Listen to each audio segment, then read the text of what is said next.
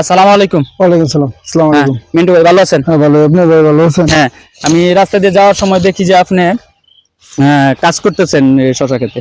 এটা শশা চাষটা করতেছেন কারোটা দেখে করলেন না নিজের ইচ্ছাকৃতভাবে করলেন?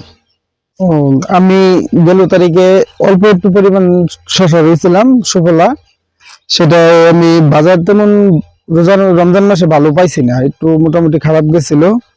আমি এই জন্য আবার এই তারিখে গেল তারিখে 1 কাঠা পর্যন্ত করছিলাম, এই তারিখে 2 কাঠার মতো একটু বাড়াইছি, কারণ সফলাই রয়েছি। মানে সুফলা জাত রয়েছে। হ্যাঁ, এটার বয়স কতদিন হয়েছে? বয়স 25-26 দিন। 25-26 দিন। তাহলে এটা দেশি শশার মতোই, তাই না? হ্যাঁ হ্যাঁ পানির পরিমাণ কম লাগে, তাই না? হ্যাঁ।